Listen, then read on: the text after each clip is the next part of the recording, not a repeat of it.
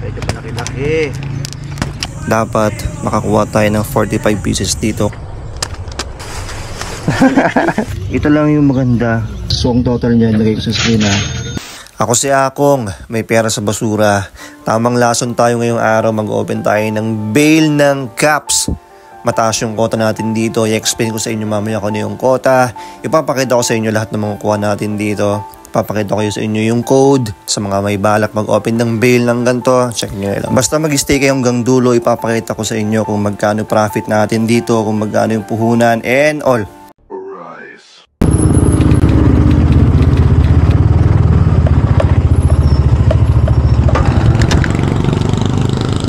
Dito tayo sa Bayombong ngayon. May open tayong bale ng caps. Medyo mataas yung quota natin ngayon ha. Tara. Ngayon Joe. Ngata. Game. And bago tayo mag-start, huwag niyo po kalimutan mag-like and subscribe. Okay, so ito yung code natin. 7 champion caps. Hindi na tayo guys. Mukhang kaplingi pero okay na. Ayan, sige, habang namimili ako dito, explain natin yung quota. Kasi yung quota ko dito is 9,000 guys. Dun sa 9,000, kukuha tayo ng 45 pieces. Ang equivalent nun ay 200 per piece. So, dapat makakuha tayo ng 45 pieces dito. Kasi fix yung babayaran natin, 9K. So, yun ang ibig sabihin ng quota. Nagpapakota sila kasi mahal lang bill ng caps guys. Nasa around 15 to 25K. So, kailangan nilang babawi yung puhunan nila. So, dyan po papasok yung deal, yung quota between yung may-ari ng ukayan and tayo, kaming mga selector pala, kaming mga lason. So, dyan nagkakaroon ng lason. So, nagiget nyo na guys, part kami ng food chain pagdating sa mga ukay.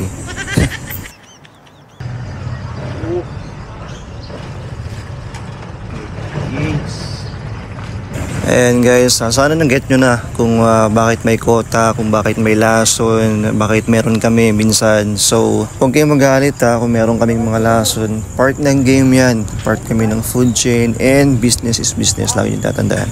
A few moments later. Ayan, 250 each na lang itong mga cups natin. Ito lang yung magandang nakita ko doon. No? Wala guys, olats yung bill na in-open natin. So yung deal namin ni Source, yung quota nating 9K, naging ano na lang guys, naging 7.5 na lang. So bali, yung 7.5, kumuha tayo ng 30 pieces and equivalent nun ay 250 each. Buti na lang pumayag si Bossing kasi nakita niya naman wala talaga. Thank you tala.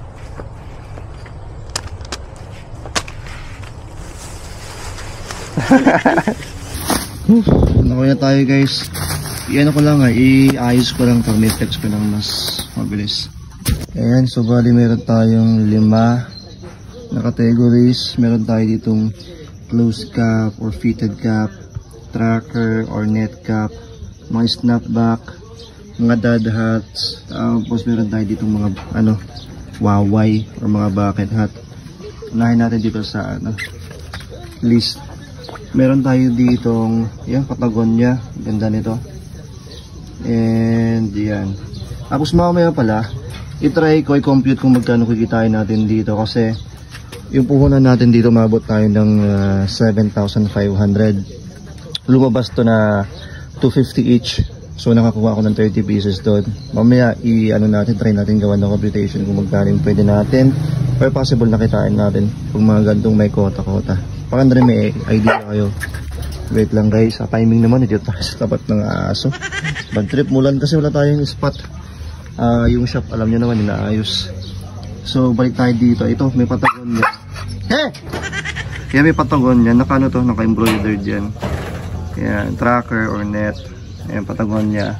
Wala siyang tag sa loob. Pero pang adult naman siya. 3 stitches pero mukhang malaki naman. May RVCA. Ayan, or Ruka. Maganda patch yung niya dito. Logo niya. Ayan, may logo dito. Ayan. Tracker. Ayan, may tag, official tag. Tapos dito tayo sa snapback. Meron tayong 5 snapback. Kinuha ko tong Valencia na CF. Collab to ng ng Puma. Ayan, Snap. Official naman siya na Puma, legit naman. So kinuha natin. May US Army. Kung papansinin nyo pala mamaya kung ano-ano to guys, kasi nga may quota tayo. Hindi tayo pwedeng mamili as in pure selection lang. Kailangan nating punuin yung quota natin. Ang original na usapan namin dun is 9,000, which is 200 a piece. So basta ito lagay ko sa screen kung magkano talaga yung official or yung unang usapan namin. Nagka-problema kasi walang masyadong selection. Buti na pakiusapan ko yung may-ari kasi matagal naman ako nagse-select sa kanya. Alam niya naman kapag maraming maganda, talagang lumalampas ako sa quota. This time talaga wala. That's tayo sa bail. Kawawan naman yung mga bumibili ng bail. Napilian na kasi itong mga to sa bodega pa lang syempre. Pero it is what it is. Balik tayo dito US Army. Ayan, camo. Snapback. Official naman siya na US Army cap. Ayan, one size fits most. So kinuha natin.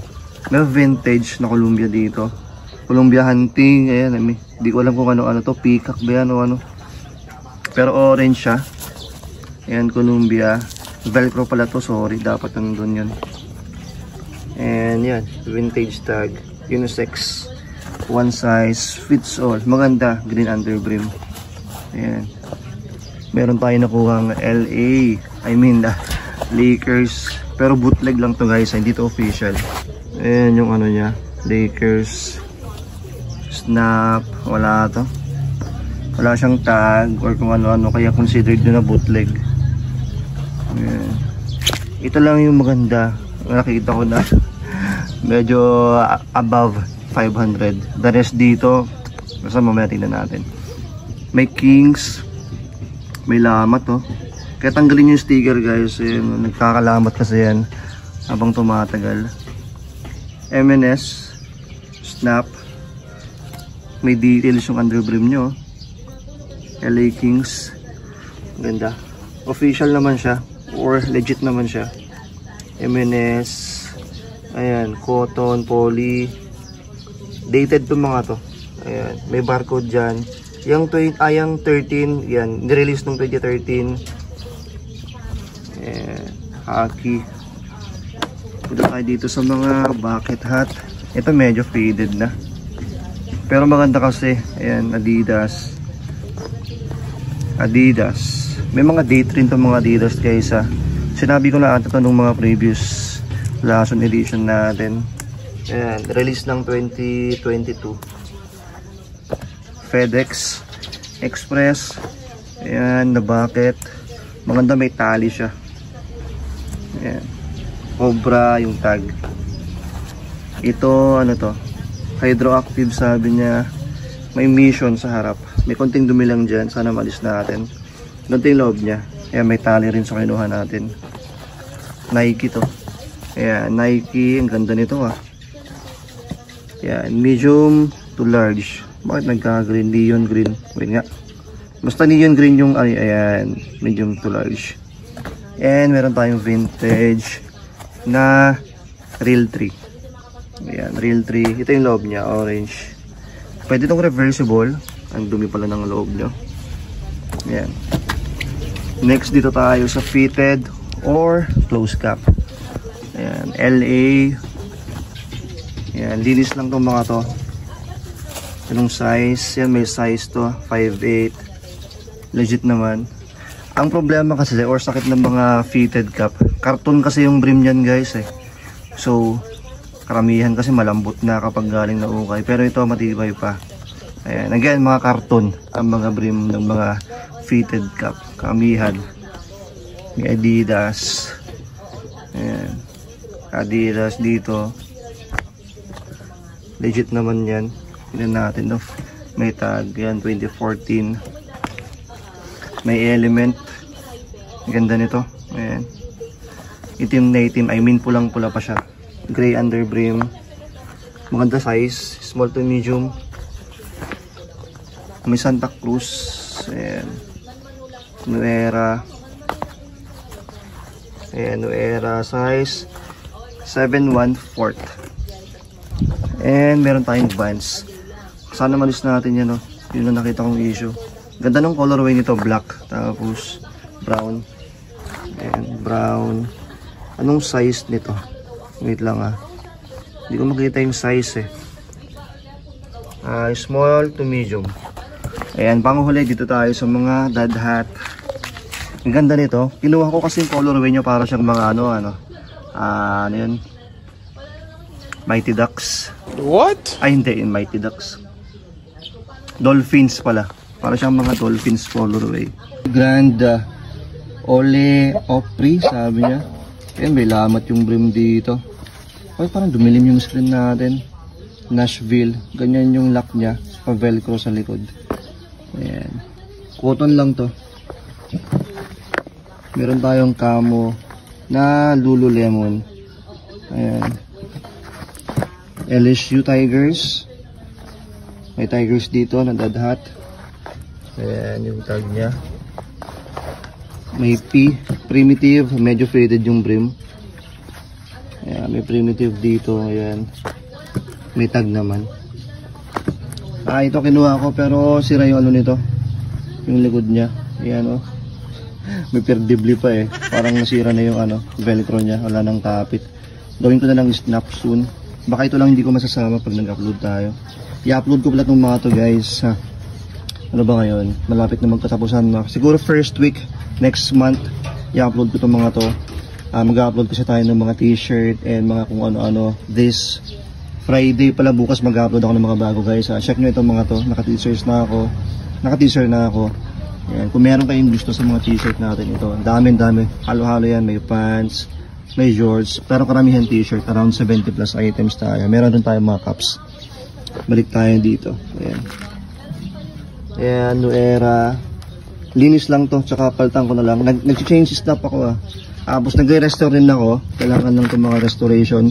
Sa mga gustong matuto kung paano mag-restore, meron tayong vlog para dyan. Ito. Lagay ko sa screen. Yung link na sa description. Mayroon na lang. Yan, may Nike tayo. Ayan. Velcro. Official naman siya. Ayan. Ito kinuha ko grunge. Ayan. Okay pa naman. Kompleto pa naman yung mga beads niya. Ayan. Sana walang malis pag nilabhan natin. Ayan. Yung tag, ganyan lang yung tag niya. Pero yan, bungo. Random lang. Do not disturb. Ayan. Pangdagdag lang sa natin, kota natin. Ayan ito. May Canada dito. Sana malis natin yung pula dun. Mercedes-Benz. Legit naman siya. All white. Boeing. Meron akong buyer nito. Send ko na lang sa kanya. Sana magustuhan niya. Para mabenta natin. And ito may mga camo. May Napa Outdoors and camo. Official naman na Napa yan. Ayan yung tag niya. Basta yan. IC EE na Real 3 and yung tag niya. And One Submarine or Hey Submarine sabi. Real 3 sinabay ko lang itong mga to. Ayan. Lagay ko sa screen guys kung magkano yung pwede natin kitahin dito. Wait lang. Ayan, so sinagregate ko dito yung mga tag 350 or to 300, lagay na natin 350 each yung mga nandito, lagay 3 piraso. Yung mga tag 400 pesos 15 pieces, and itong mga 500 pesos 12 pieces. So ang total niyan lagay ko sa screen yun lang yung talagang minimum kung magkano natin bebenta yung mga yan. Pero sana mabenta pa natin na mas mataas, pero yun yung safe na value na nilagay ko. 350 each, 400 each para mabilisan, and 500 each dito para mabilisan. Ito yung total. Ayan, syempre meron pa rin tayong profit. Wow!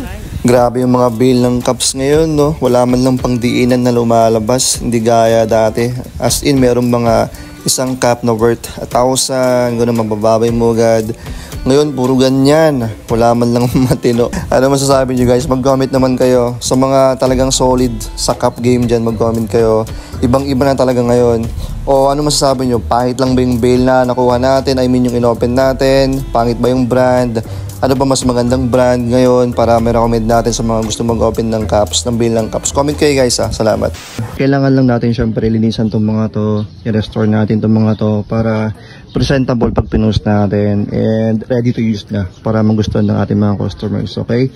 Again, sa mga gusto matutong mag-restore ng cups, meron tayong vlog para dyan. Ayan, para matuto kayo, para magbenta na rin kayo ng mga ukay na cups. Okay? Peace. Sana meron kayo nagustuhan ng ganyan. Upload natin itong mga to sa aking IG.